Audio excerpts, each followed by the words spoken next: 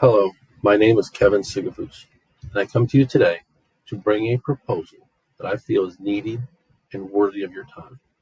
First, I want to thank you for allowing me to speak to you today and to bring to you what I feel is a worthy concern for our elderly citizens of this community. Recently, I was fortunate to visit a local retirement community, and during this visit, I was present when a small group of folks that lived there and socialized together were speaking in a group. Their conversation migrated to many topics over the time when I was present, and one topic in particular came up about the different avenues of media literacy. Most of the residents in the group talked about their kids and grandkids and what they were doing activities-wise, vacations and whatnot. Many of them started opening their phones and showing pictures to each other.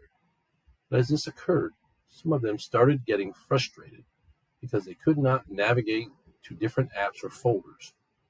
I asked if I could help and began showing them how to navigate as well as demonstrating some shortcuts to do different things.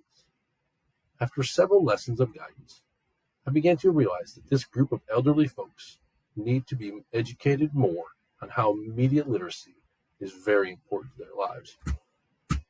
Over the next few days, I began to think and research how I can help these groups and the older generations to become more savvy and to have the understanding and skills to be able to be more productive, entertained, and just happy. I started researching this issue and found some interesting information. From the annual AARP survey, the 2024 Tech Trends in Adults Over 50. Did you know that 64% of those adults over 50 do not feel that the technology today is designed with their age in mind? Are you aware that only 2/3 of those 50 plus feel comfortable with their own digital literacy skills, and their comfort diminishes as they get older? Let's look at what our older generation generally uses for digital technology. They are really the same for most people of all ages, but older citizens have been used to the basic literacy genres from a young age. Literacy is the ability to read, write, speak, and listen so people can function in society. This is how people communicate, develop knowledge, and achieve their goals in life. Today, the basic literacy genres such as pen, paper, books, and merely speaking to one another are not as common or readily available as they once were. As generations have lived and aged, literacy has changed forms on how people absorb information and gather the essential and non-essential literacy material. The practices that people communicate are not the same as they were for our older generations when electronics were not yet common or even invented. Nowadays, we watch videos, we listen to podcasts, we text one another, as well as communicate through apps.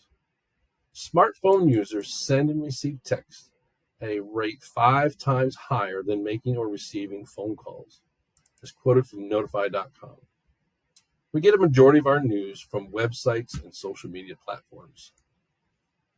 Next, this leads me to, how are our elders learning to use their digital devices, and who is teaching them to use these devices? And why are they not using the devices? Statistically, the children and grandchildren of the elderly are the teachers who educate their older generations. The percentage of those who self-teach is slightly lower. As you can see, if they do not have the help from others, they typically make the choice to not even use it at all.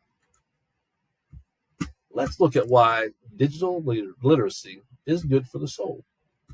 Literacy is often considered a skill or competency and is often referred to as such. Children and adults alike can spend years developing the appropriate skills for encoding and decoding information. If literacy involves the skills of reading and writing, digital literacy requires the ability to extend those skills in order to effectively take advantage of the digital world.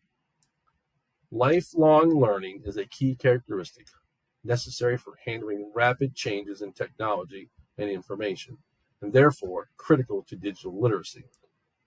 This was a quote published by Kathy Green at Oklahoma State University. These are the three functional characteristics of a digitally competent person. Technical skills refer to the ability to work with technology like operating a computer. The cognitive skills focus on areas such as critical thinking, problem solving, as well as decision making.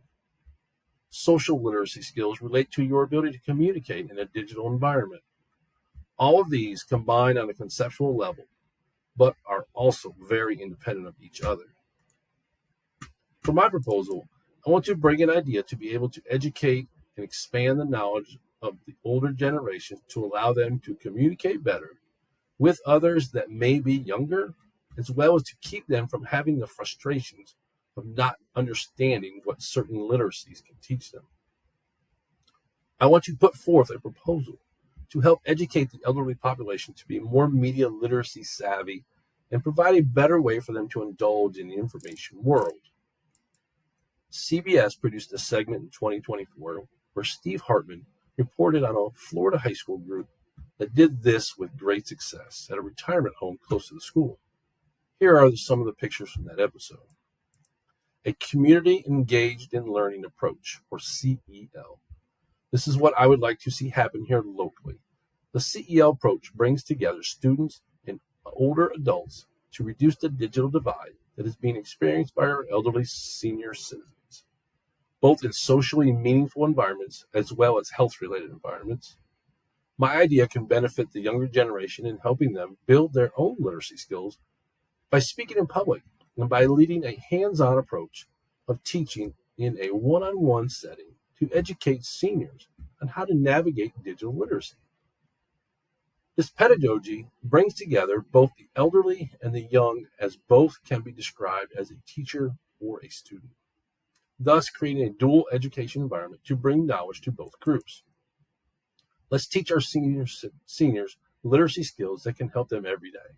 For example, using apps and online security, managing information and digital photos, passwords, online banking and shopping, communication apps, and more.